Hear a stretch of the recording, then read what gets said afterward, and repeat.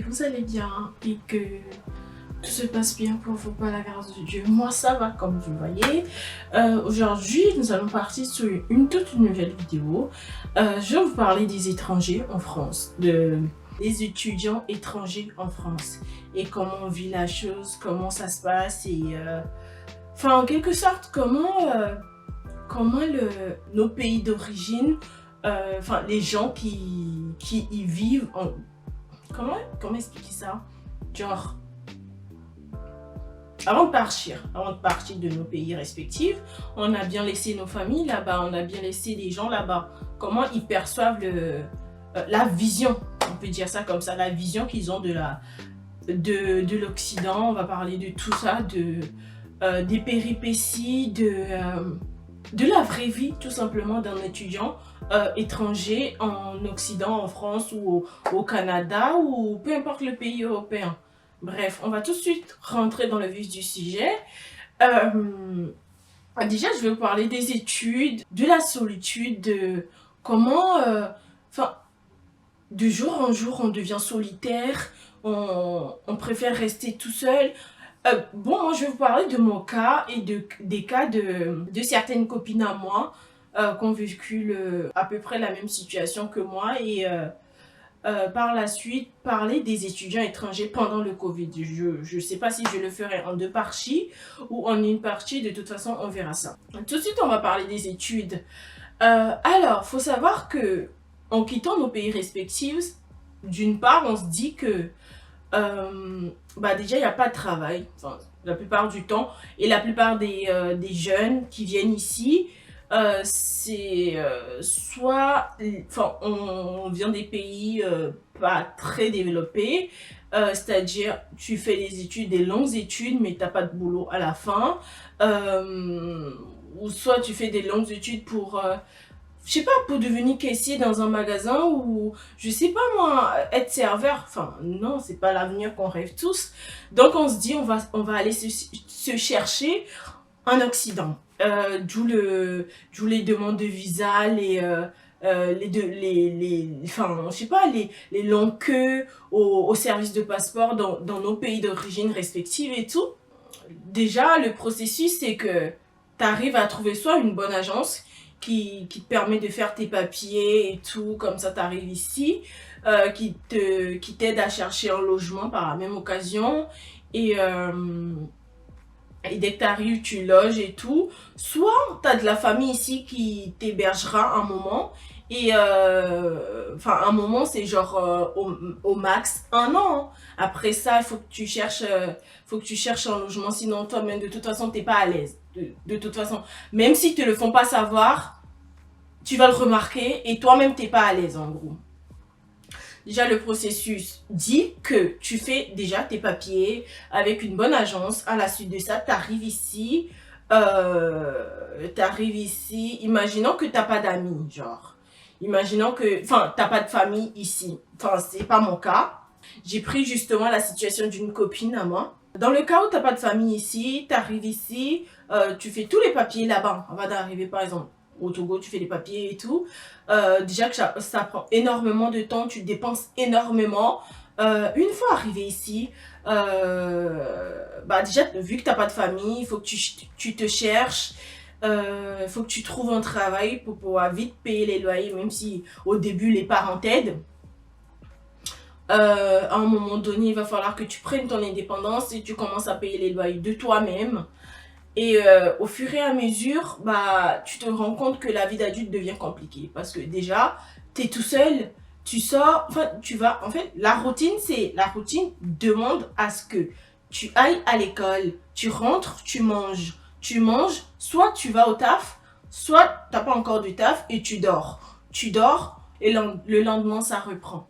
Et si tu as un taf, genre, tu rentres, tu manges, tu te prépares, tu pars au taf, tu rentres tard le soir, tu rentres, tu dors, et le lendemain, ça reprend. Et c'est une routine qui, moi, je trouve, de ma propre expérience, moi, je trouve que c'est une routine qui bouffe. D'autant plus que moi, là, je viens de vous parler de la situation d'une copine, mais là, je vais vous parler de ma situation, du coup, on va rentrer dans le vif du sujet. Faut savoir que comment je suis arrivée, je l'ai dit dans une vidéo précédente, je vais vous laisser la vidéo quelque part ici, bref. J'ai habité avec ma famille d'accueil, je vais pas dire si c'est mon oncle ou ma tante, bref. Ma famille d'accueil pendant 2 ans, ouais, pendant 2 ans, et au bout de 2 ans, vu qu'il y aura ma soeur, bah je suis partie. Et j'ai pris mon indépendance en quelque sorte, et on a pris un appartement à deux. Et tout de suite, on a commencé les cours. Enfin, moi, j'avais déjà commencé les cours avant qu'elle n'arrive. Et déjà, il faut savoir que si, quand tu es étranger, quand tu es étudiant étranger et que tu arrives ici, bah, dans mon cas, j'avais pas encore le bac. Du coup, j'ai dû reprendre depuis la troisième. Et bah, avant de reprendre, j'ai dû rester à la maison pendant je sais pas combien de temps avant de reprendre et tout. Bref, de toute façon, j'ai tout dit dans ma vidéo. Enfin, je vais vous la mettre quelque part ici et vous allez regarder. Du coup, à la suite de la venue de ma soeur, on a pris un appartement, tout se passait bien et tout.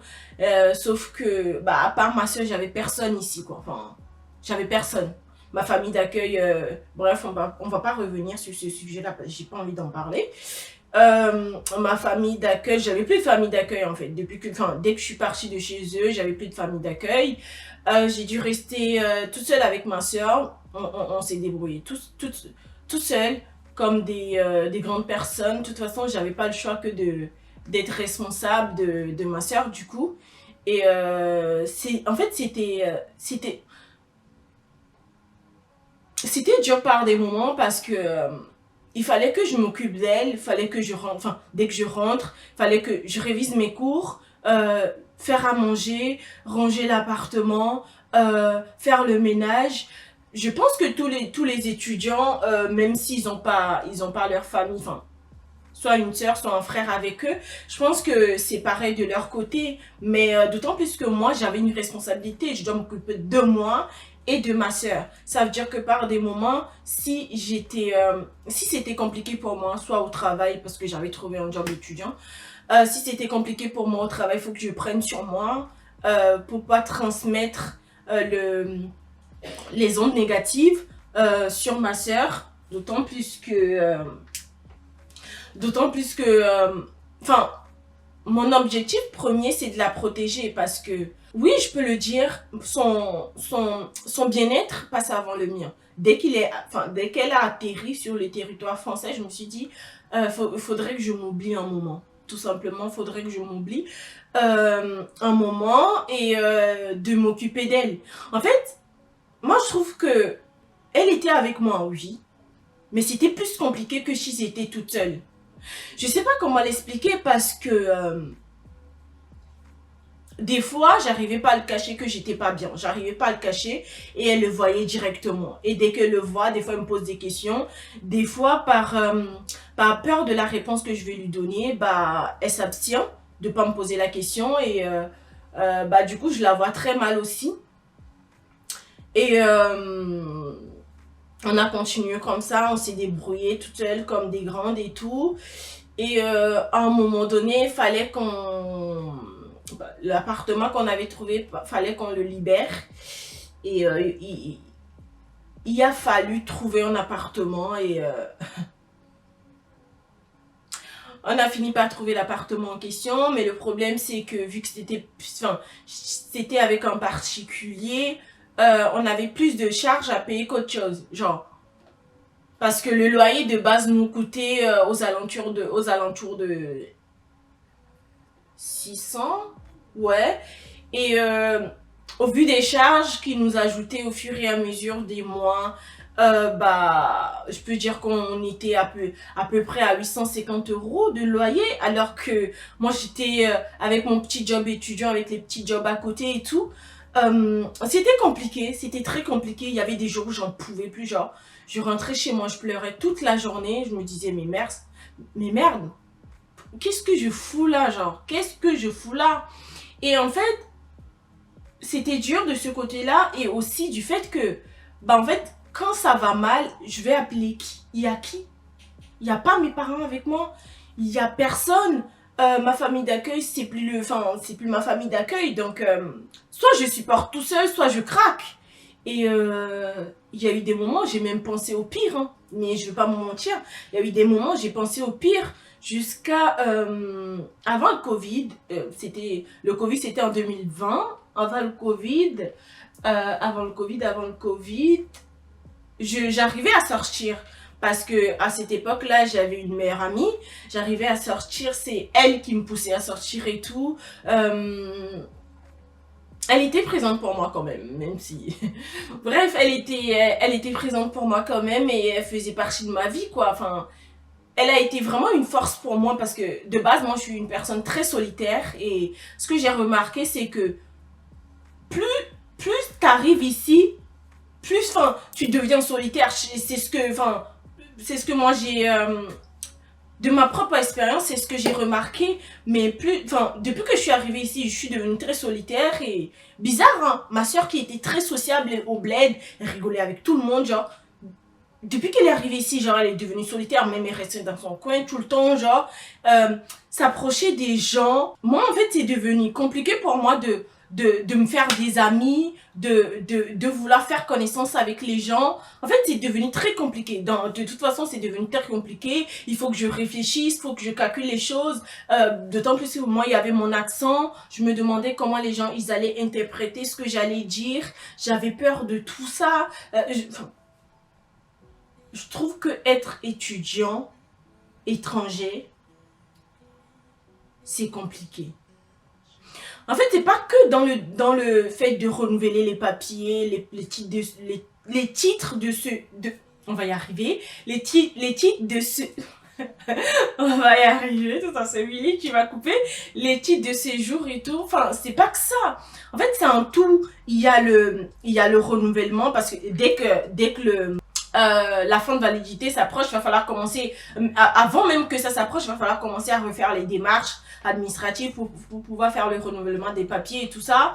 Il y a le fait de, dès que tu arrives, il faut que tu trouves un truc pour pouvoir payer ton loyer, sinon on te met à la porte. C'est comme ça et pas autrement. Et il y a le fait que à un moment donné, tu n'as pas d'amis, tu restes tout seul, tu tombes dans une dépression parce que il y a que tes quatre murs et toi. Il y a que ça. D'autant plus que les gens qui vivent dans des studios, c'est plus compliqué. Moi, enfin, aujourd'hui, je suis comme ça, c'est pour ça que je dis ça. Mais moi, je trouve que c'est très compliqué. Genre, j'ai connu des amis comme ça, c'est pour ça que je me permets de donner mon avis là-dessus.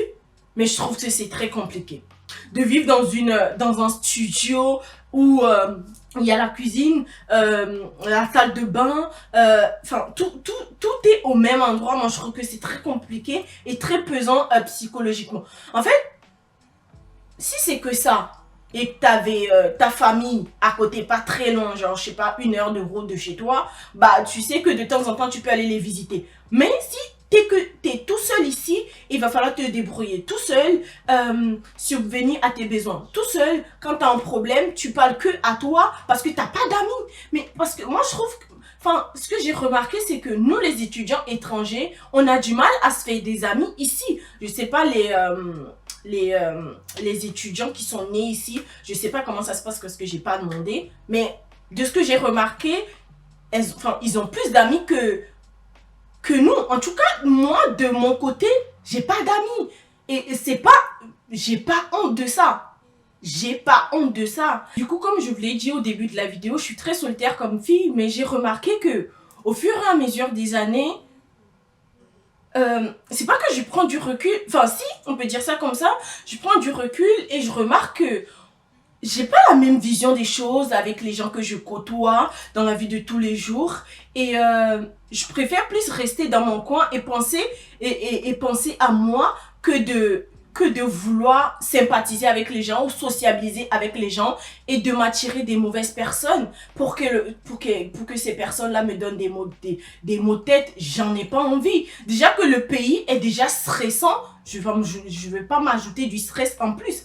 Bref. Du coup, les personnes quand moi je suis repartie au Togo, mes anciennes amies, enfin, elles sont plus mes amies, enfin, je dis ça comme ça parce qu'elles sont plus mes amies, parce que pour eux, la France, tu t'arrives ici, dès l'aéroport, tu trouves un arbre où tu tu cueilles de l'argent, je sais pas, mais de se réveiller ici à 5 heures du matin pour aller travailler, mettre les trucs en rayon, c'est pas facile. C'est pas facile. Même, peu importe le travail que vous faites,